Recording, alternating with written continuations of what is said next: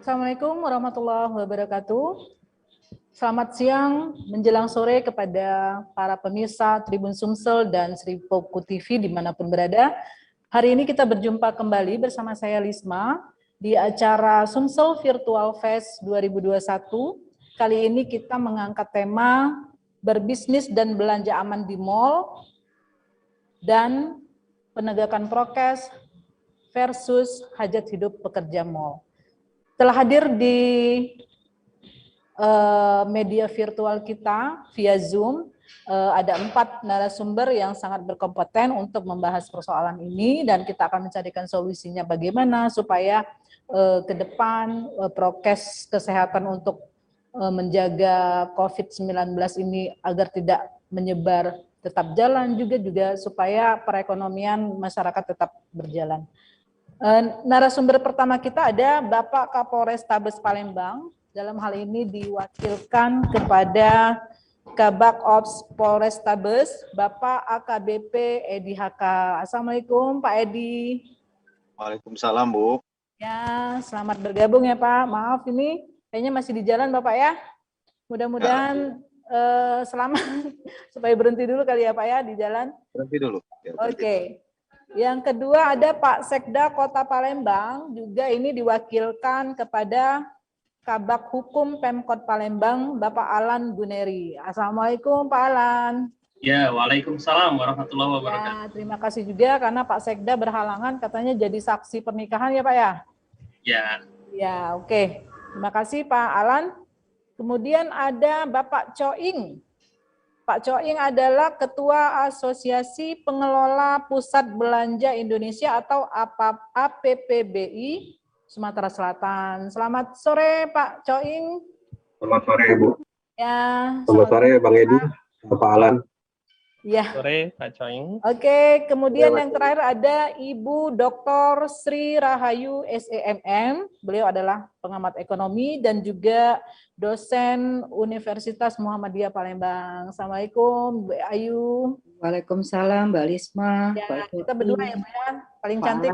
Alan, Iya. Oke, kita langsung aja nih ke narasumber yang pertama nih Pak Kapolres Tabes ya. Sama Pak Kabak Edi HK. Pak, sekarang kan masih dalam masa PPKM level 4 ya Pak ya? Ya, kemarin itu dimulai dari tanggal 26, kemudian sampai 2 Agustus sebenarnya, kemudian diperpanjang lagi sampai tanggal 9 Agustus nanti. Nah, sebenarnya ya Pak ya, bagaimana sih di lapangan selama masa PPKM level 4 ini, dari pantauan yang mungkin dilakukan oleh personelnya Poltabes Palembang dalam penegakan hukum, penegakan prokes di lingkungan masyarakat. Silakan Pak. Baik, terima kasih Bu. Ya. Jadi perlu kami sampaikan, semenjak mulai PPKM level 4 berlaku dari tanggal 2 sampai tanggal 9, jadi Polrestabes sendiri sudah melakukan langkah-langkah. Yang pertama melakukan kegiatan penyekatan yang tujuannya adalah untuk mengurangi mobilitas masyarakat, sehingga masyarakat yang mobilitas sendiri itu hanya untuk keperluan-keperluan yang penting-penting saja.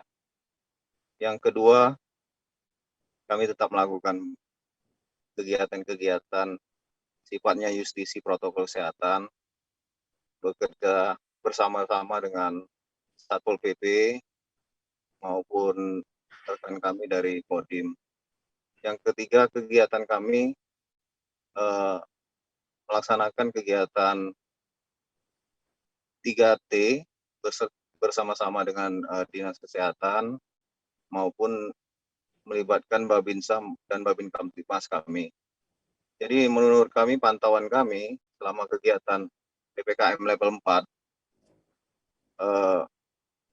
masyarakat memang pada umumnya mematuhi aturan yang dikeluarkan baik dari instruksi Mendagri nomor 25 yang disambung dengan instruksi Mendagri nomor 28 maupun dijabarkan dengan surat edaran wali kota pada umumnya mematuhi. Namun memang ada beberapa hal yang memang kegiatan-kegiatan tertentu masyarakat memang keberatan. Tapi ya itu konsekuensi dari kerjasama kita dalam rangka pencegahan penyebaran COVID. Begitu.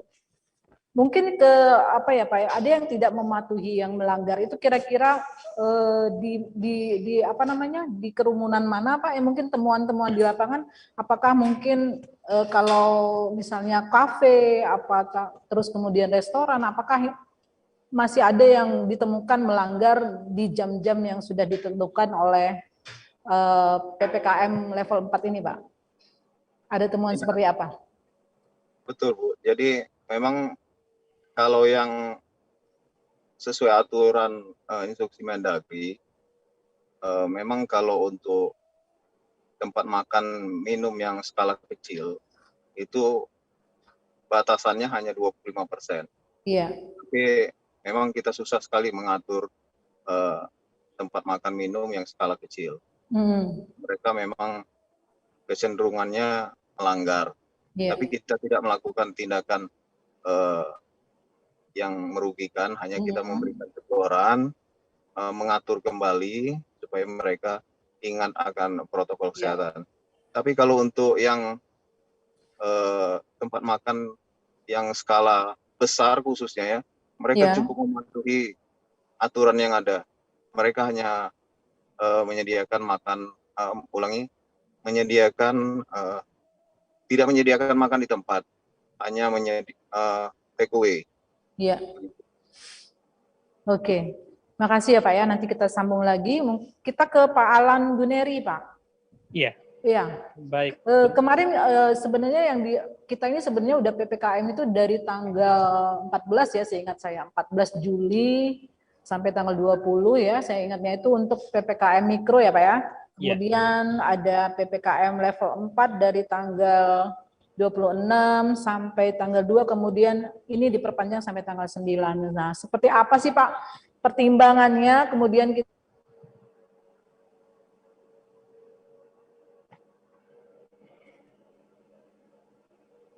Ya, mohon maaf Bu, agak terputus yang terakhir. Mungkin bisa diulangi? Nggak ada suara Bu Melisa. Ya. Nggak ada suaranya Bu. pusat perbelanjaan itu kita harus melakukannya secara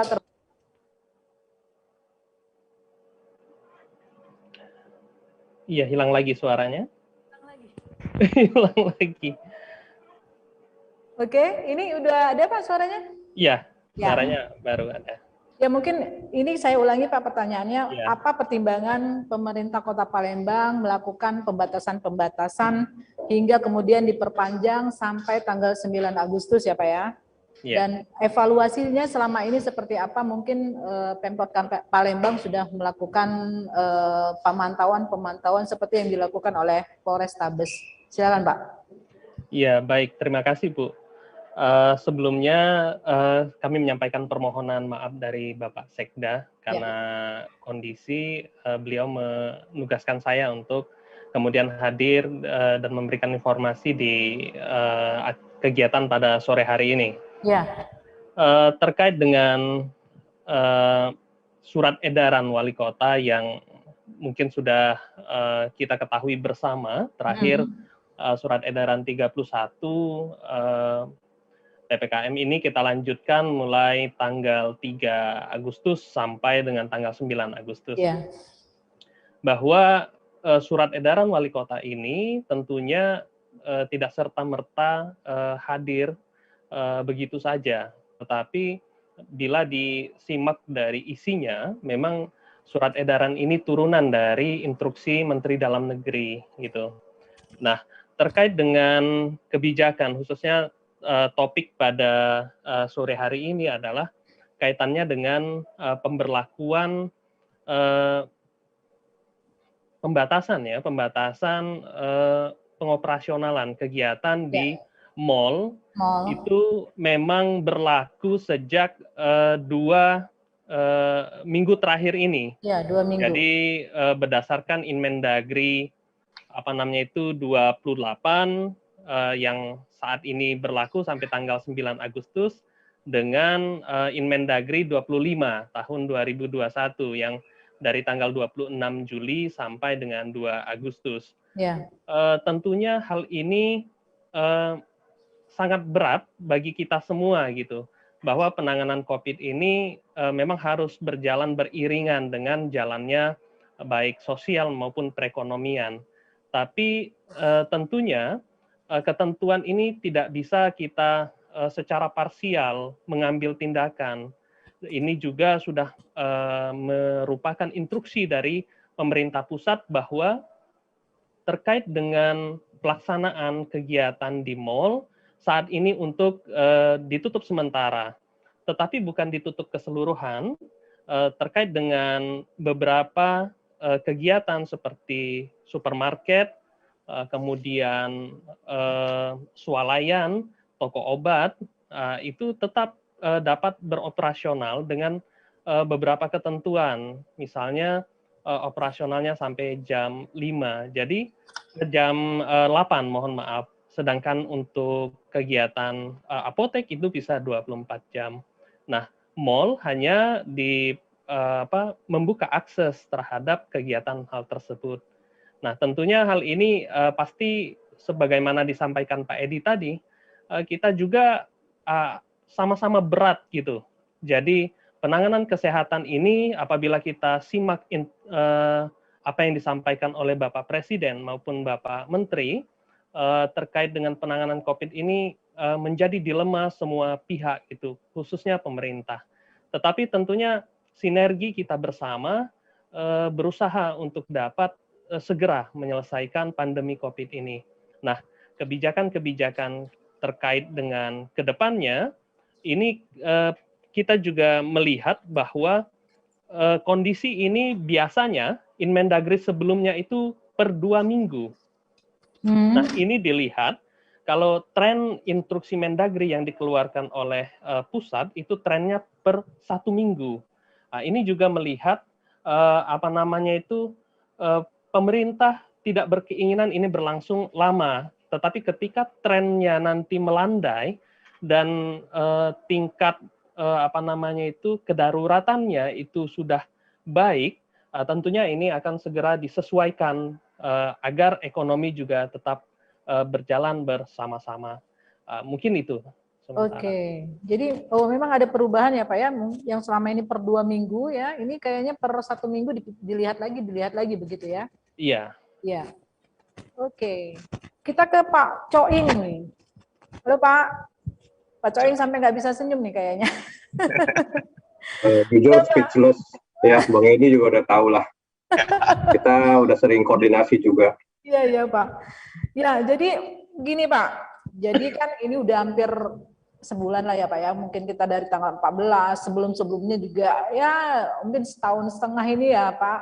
Mall ini termasuk yang cukup terpukul dengan adanya kebijakan-kebijakan untuk mencegah menyebarnya COVID-19.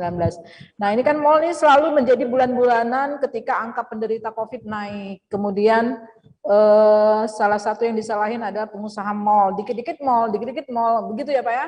Kayak gitu nggak Pak? Ngerasa nggak Pak? Kita selama berbisnis mall baru kali ini merasakan itu. Oh iya. Itu kalau lagi keadaan susah memang ternyata memang kelihatan gitu. Hasilnya seperti itu. Iya. Nah, melihat kondisi begini, bagaimana sih Bapak mungkin bisa menjelaskan mall ini di Palembang ada berapa, kemudian pekerjanya berapa, terus selama PPKM level 4 ini seperti apa Pak kondisinya? Mungkin Bapak bisa cerita sedikit. Oke, terima kasih Mbak atas kesempatannya. Ya. Sebenarnya ini saya ngerti bahwa sebenarnya keputusan itu adalah dari Inmendagri. Ya. Tapi saya yakin beberapa pemerintah daerah juga punya hati bahwa mereka ingin supaya perekonomian juga berjalan dengan baik. Makanya kita lihat ada beberapa contoh di Bengkulu, kemudian di Padang, kebijakannya berbeda dengan di Mendagri karena mereka melihat situasi yang ada. Ya. Oke, kalau ditanya kami menjadi korban, ya rasanya iya. Ini ibarat kata ini Bu, ya maaf, kita ini bukan cuma saya yang di Palembang, kita nasional merasakan bahwa pemerintah pusat ini salah membina.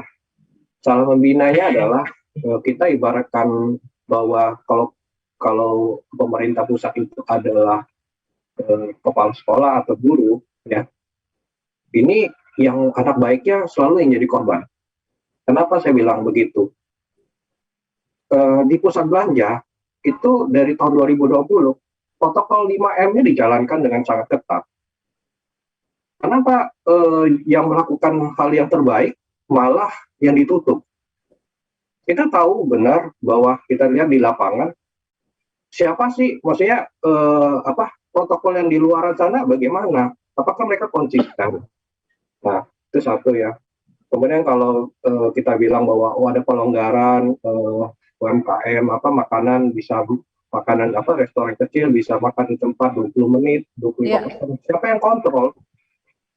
Kami di pusat belanja aja dengan security yang begitu ketat, kontrol aja setengah mati. Siapa yang kontrol yang di sana? Jadi saya sangat mengerti Bang Edi dari Kapolres Tabes atau Pak Alan dari Wali Kota. Gimana mereka bisa kontrol? Memang mereka nggak ada kerjaan lain, ya kan?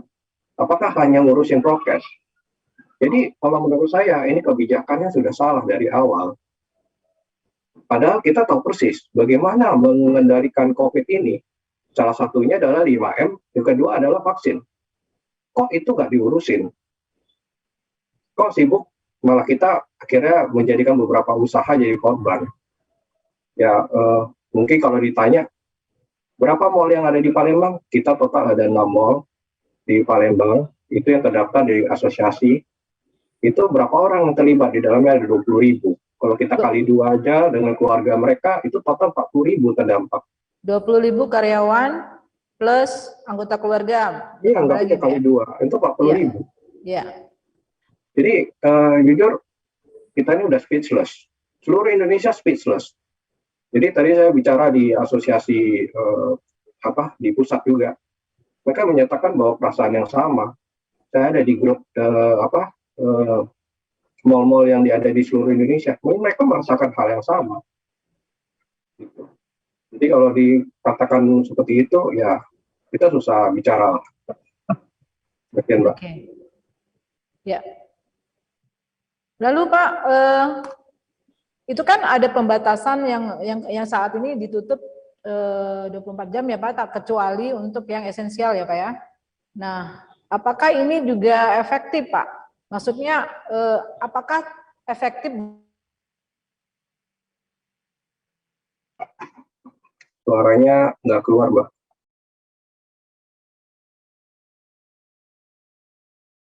Bisa Halo? diulang pertanyaannya? Ya, suaranya nggak keluar. Masih? Halo? Oh, sudah. Udah, oke. Ya Pak, kemudian kan ini terakhir adalah usaha-usaha yang esensial kan tetap buka Pak ya. Apakah ini cukup efektif untuk sedikit mendongkrak usaha bisnis di lingkungan mall, begitu Pak?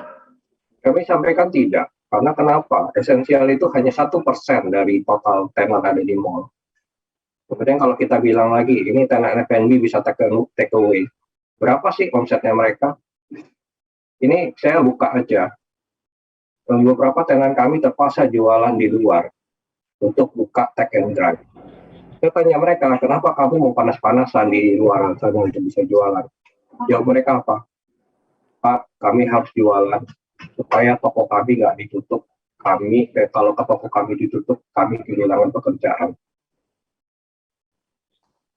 Itu jawabannya. Itu yang bikin saya sedih. Kenapa saya hari ini bisa berbicara dengan sangat keras? Karena ini ada 40.000 orang di belakang kami. Cobalah perhatikan.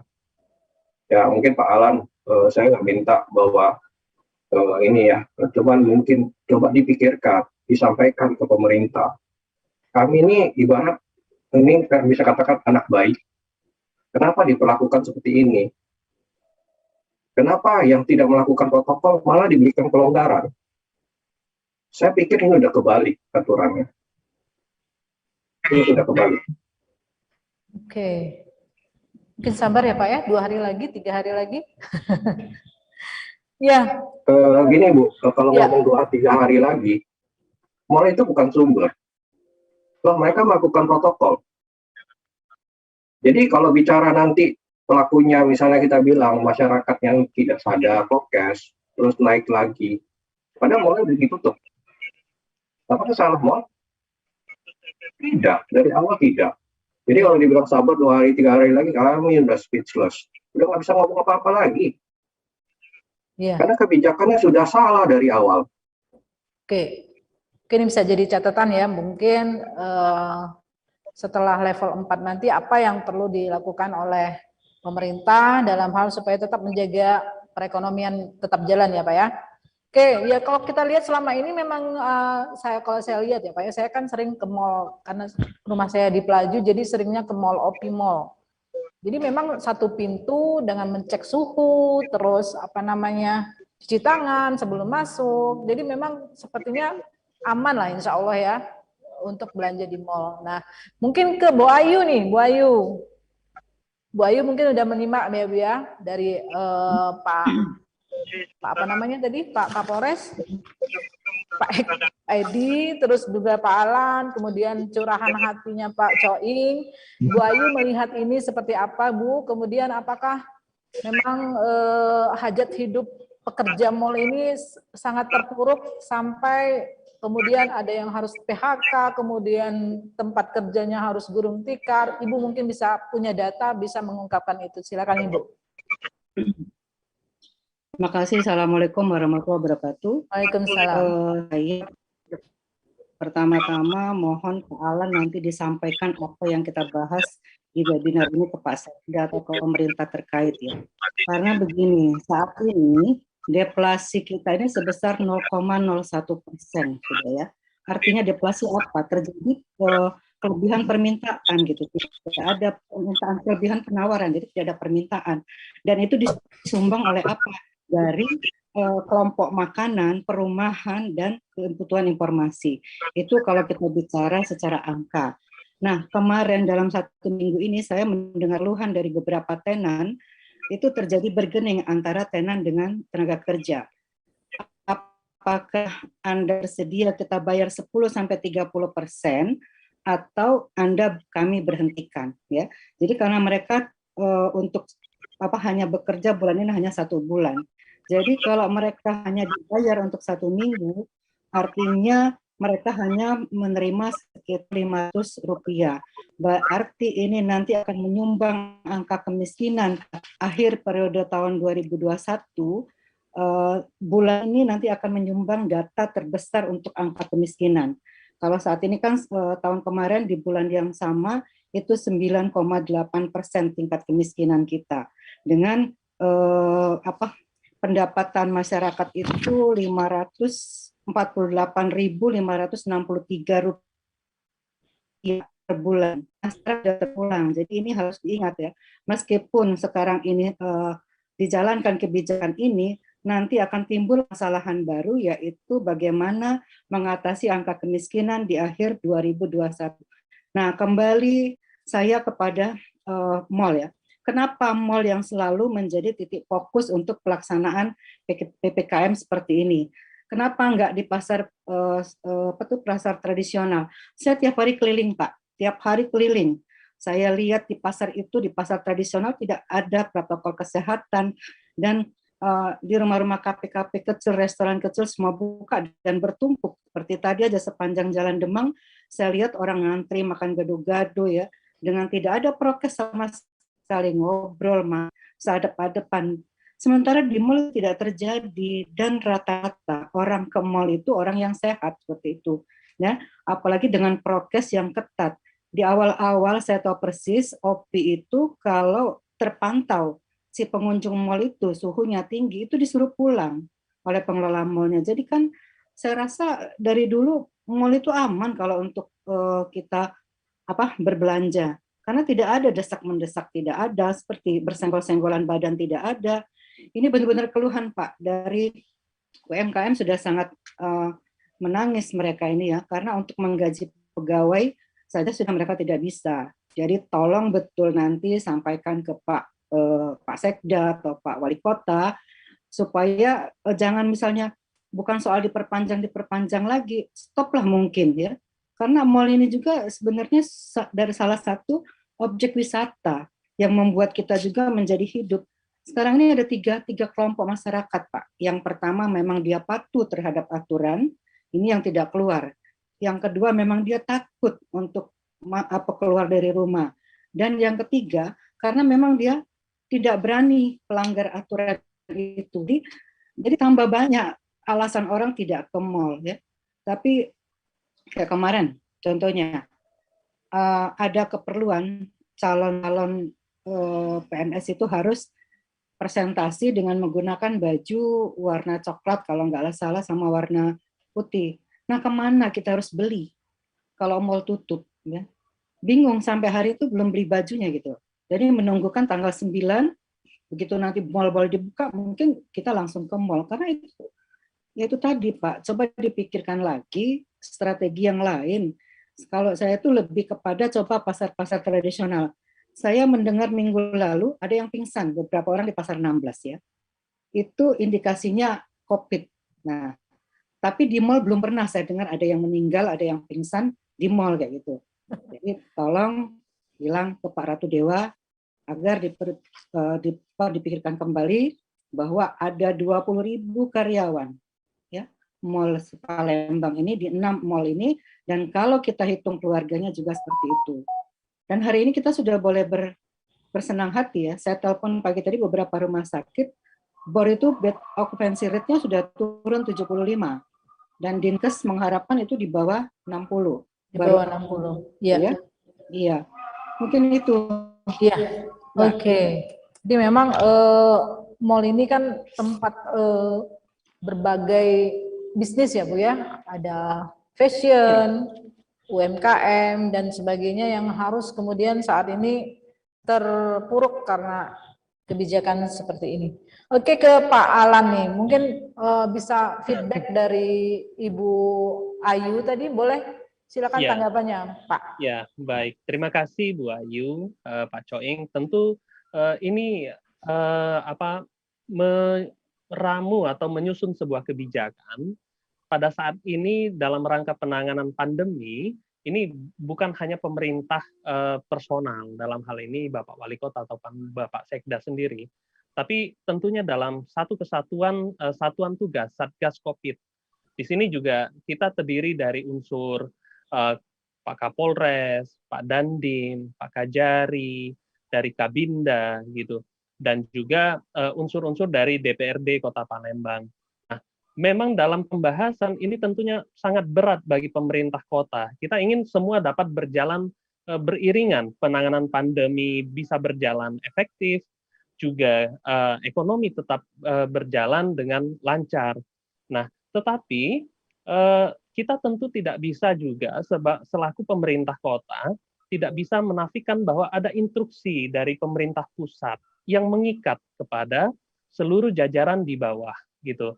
Nah, kalau boleh lihat pada saat masa PSBB yang lalu, sebenarnya pemerintah kota sudah menerbitkan satu peraturan wali kota nomor 27 tahun 2019 kalau tidak salah waktu itu, tentang adaptasi kebiasaan baru. Di sana kita tidak melakukan pembatasan, tetapi penegakan disiplin protokol kesehatan yang ketat gitu. Semua boleh berjalan. Nah, tetapi ketika ada instruksi Mendagri ini yang ditenggarai juga adanya jenis virus corona Delta, ini tentunya meningkatkan kesiapsiagaan. Penentuan level ini juga bukan pemerintah kota yang menentukan, tetapi dari pusat langsung. Nah, ketika penentuan ini, ketentuan aturan pembatasan tersebut itu langsung dari pusat.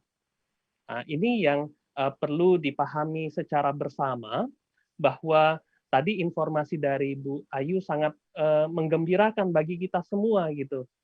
Nah, nilai okupasi bed itu tentunya akan akumulasinya ke pusat.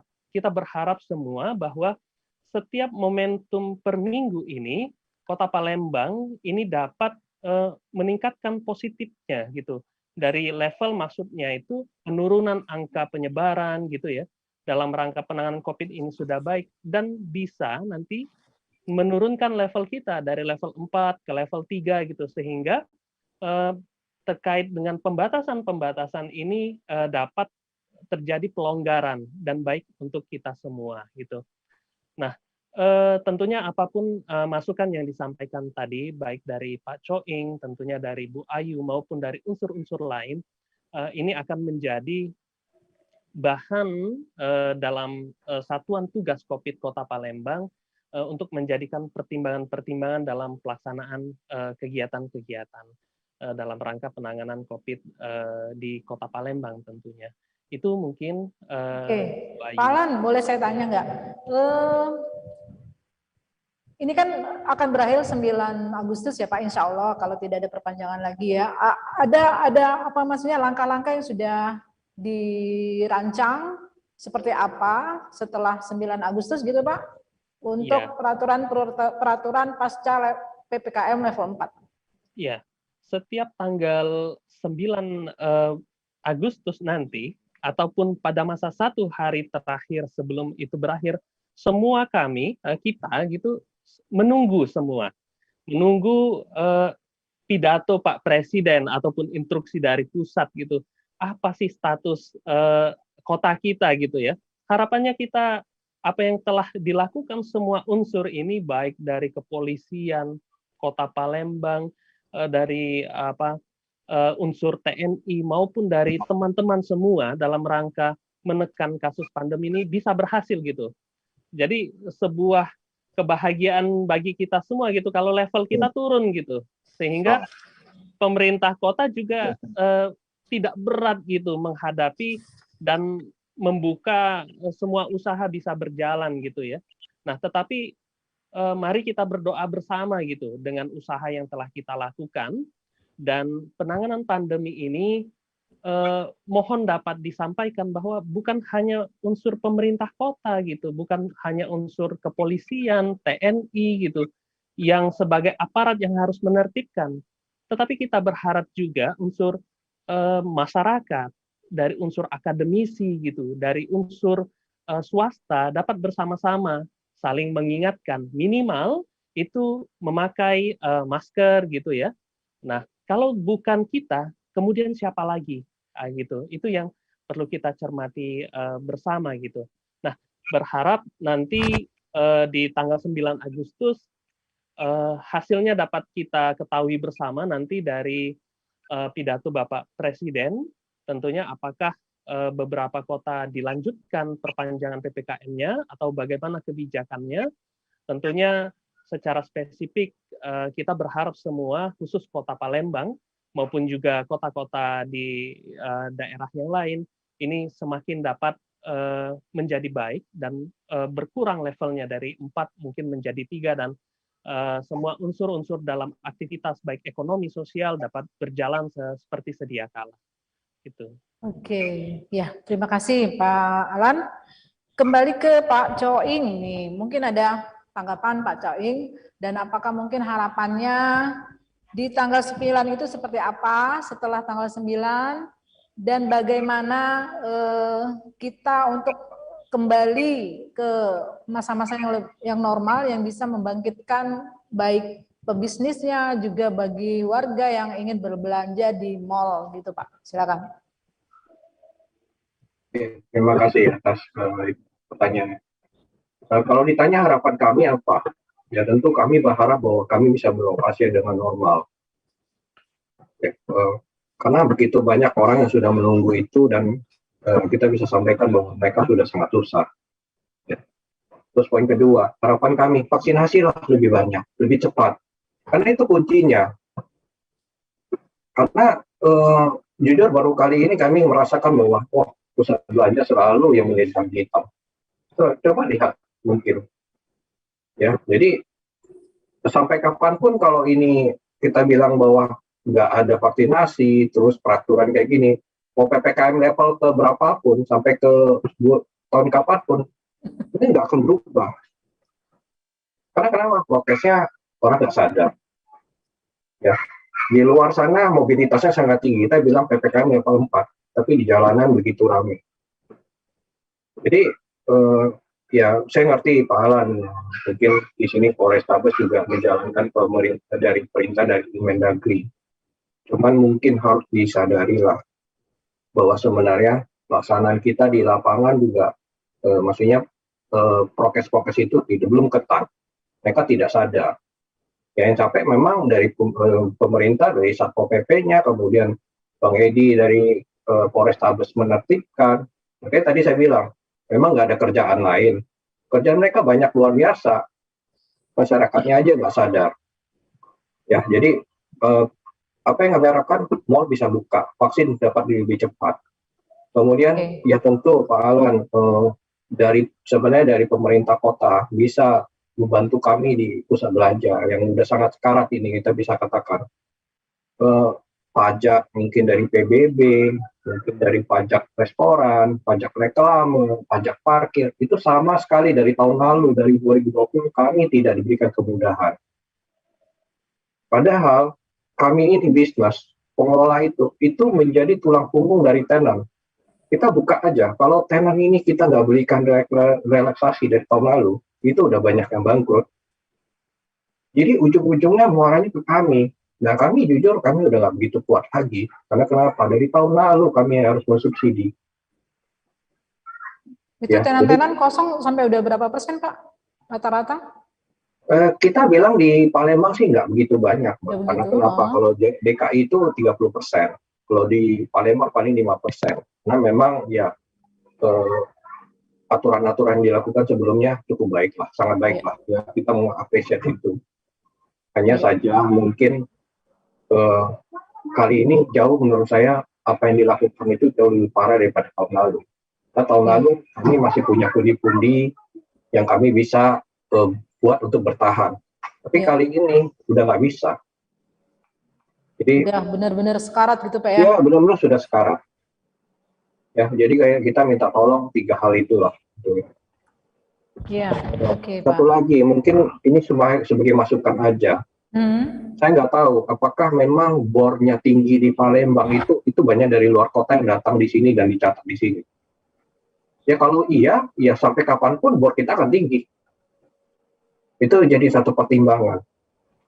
Ya, kemudian kalau kita bicara penderita, itu saya pernah sampaikan ke Kadinkes. Apakah orang yang mengecek dari luar kota, mengecek di rumah sakit sini, terus tercatat sebagai penderita di sini? Kalau iya, kita juga yang jadi korban. Iya dong, kami yang jadi korban. Terakhir kami yang mau yang jadi korban. Karena perilaku, karena kesalahan ini. Iya. Sumatera Pak. Betul. Iya.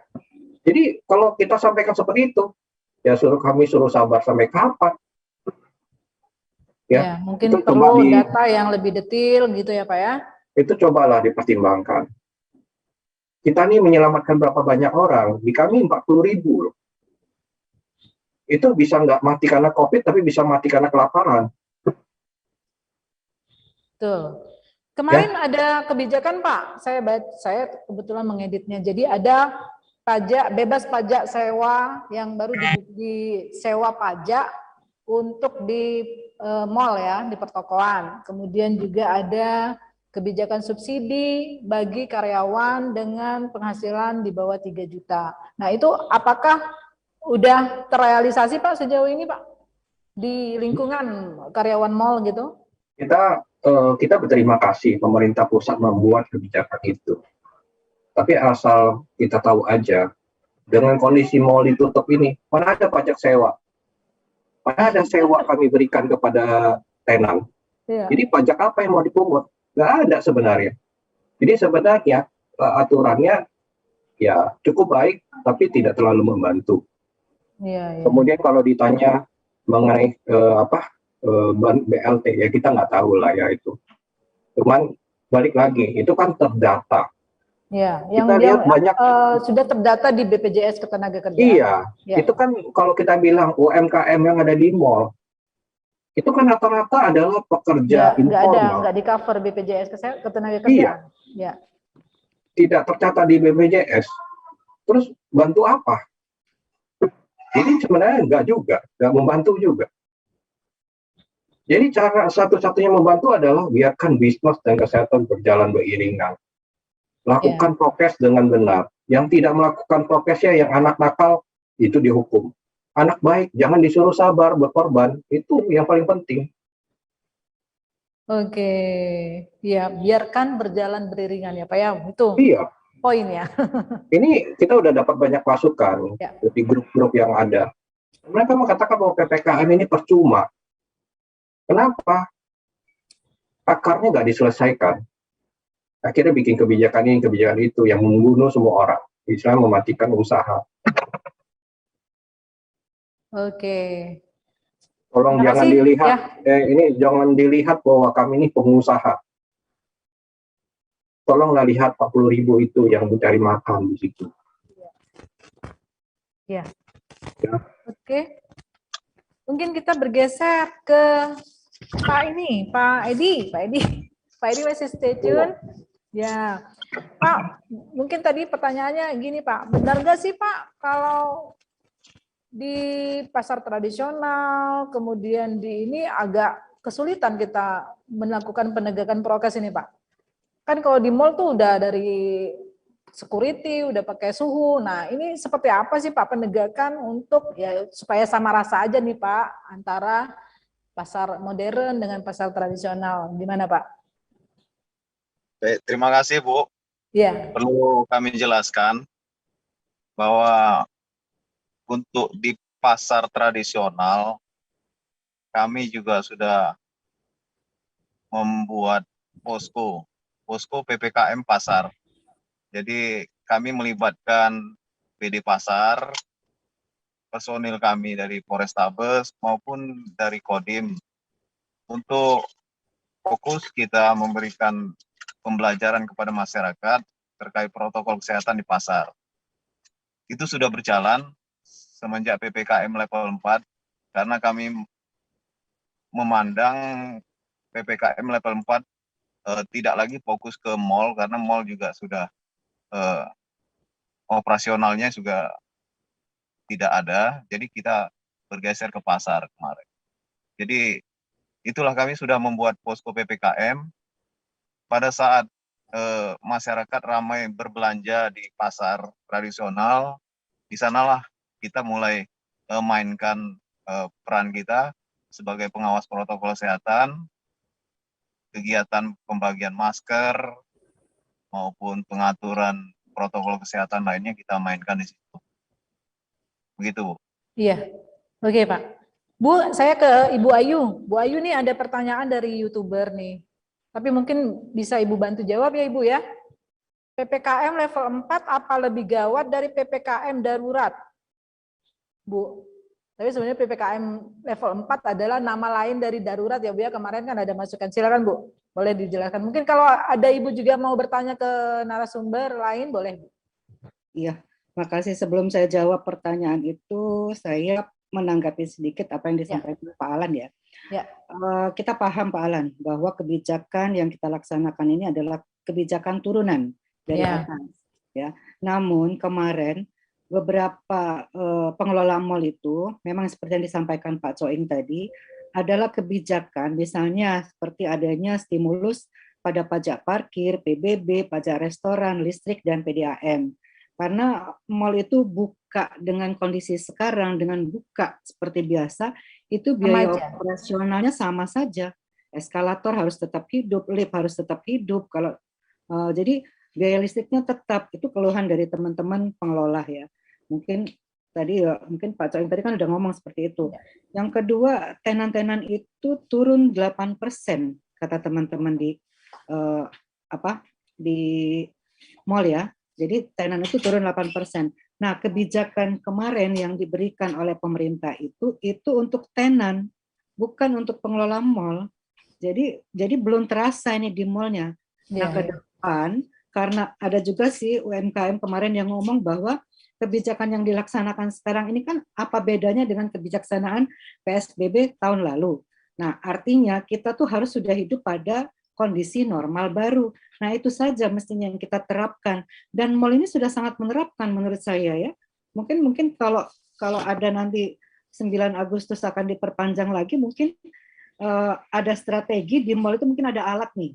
Di mana sih kita dapat alatnya bahwa orang yang terdeteksi sakit bukan hanya sekedar suhu, itu langsung dipulangkan saja seperti itu. Nah, ini tentunya kerjasama dengan Poltabes, polisian lah ya, atau PP Saya lah. tambahkan sedikit Bu Ayu. Ya. Beberapa mall di Jakarta itu bahkan sudah menerapkan wajib vaksin untuk bisa masuk ke mall. Itu mereka sudah saking komitmennya, bersiap-siap.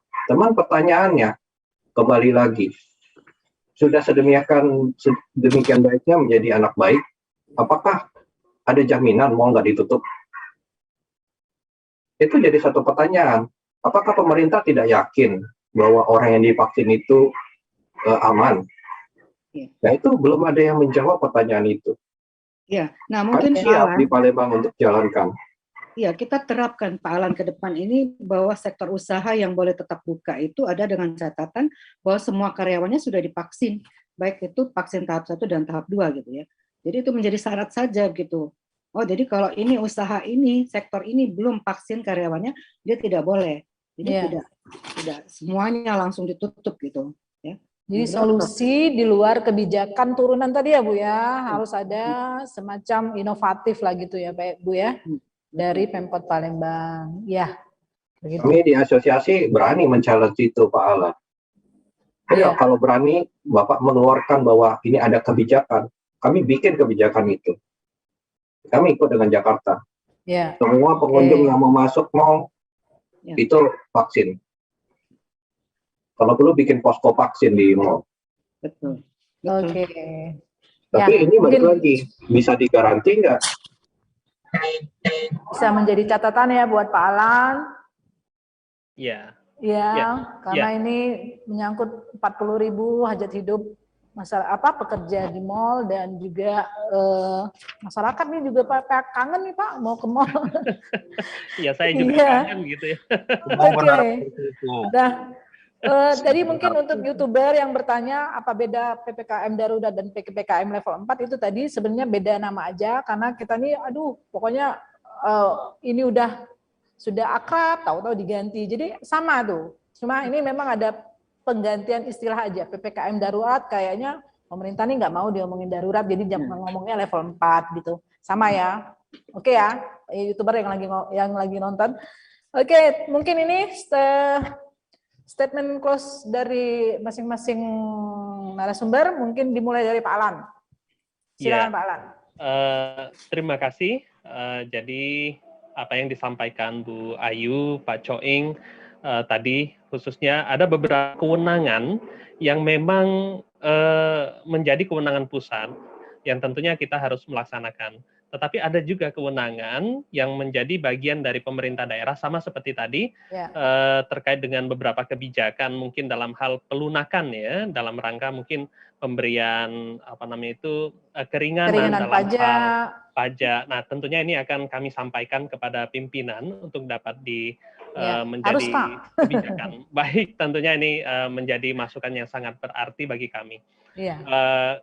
Kami hanya menitipkan pesan sebagaimana dipesankan juga oleh pimpinan Bapak Wali Kota, Bapak Wakil Wali Kota, dan Pak Sekda bersama Satgas Covid bahwa penanganan pandemi ini bukan hanya oleh pemerintah kota ataupun dari kepolisian, dari TNI, Satgas Covid, tetapi penanganan ini milik kita semua gitu. Jadi kami menghimbau dan mari kita bersama-sama segala unsur berkepedulian gitu untuk tetap menerapkan 5M, tidak hanya kita sendiri, keluarga, tetapi lingkungan sekitar kita tetap menjaga. Semoga harapan ini dapat memberikan yang terbaik bagi Kota Palembang, sehingga semuanya dapat berjalan beriring bersama. Pemerintahan berjalan, pembangunan, ekonomi, kemasyarakatan semua berjalan baik untuk kota yang kita cintai bersama. Demikian mungkin yang dapat kami sampaikan. Terima kasih. Terima kasih. Kemudian boleh dari Pak Edi, silakan Pak Edi. Baik, terima kasih Bu, Pak Coing, Pak Ibu Ida, Pak Bu Alan. Ayu. Oh, Bu Ayu, maaf. Jadi apa yang disampaikan Pak Alan tadi benar. Jadi kebijakan yang dijalankan pada saat ini itu adalah kebijakan mendasari adalah instruksi Mendagri. Jadi kami berharap seluruh masyarakat baik dari level bawah sampai level atas semua patuh pada protokol kesehatan. Mudah-mudahan kalau semua berperan seperti yang disampaikan Pak Alan, semua harus berperan. Jadi kalau semua berperan mengawasi, patuh, mudah-mudahan level penanganan COVID kita meningkat, jadi turun level jadi mungkin level 3 atau level 2, sehingga harapan semua masyarakat beraktivitas seperti biasa mungkin bisa dicapai dengan aturan yang dikeluarkan oleh pemerintah pusat. Gitu demikian Bu. Ya, terima kasih Pak Edi. Kemudian ke Pak Coing, sekali lagi silakan Pak Coing. Closing statement-nya. Nah, ya kita berharap sebenarnya ya setelah tanggal 9 ini mau bisa dapat gedung fungsional. Itu aja sih. Ya. Ya, kalau masalah komitmen untuk penerapan prokes, kami nggak usah dikhawatirkan. Ya. Ya, bisa dilihat kami ini terdepan. Iya, bisa dilihat kami ini terdepan dan tetap konsisten dari tahun lalu.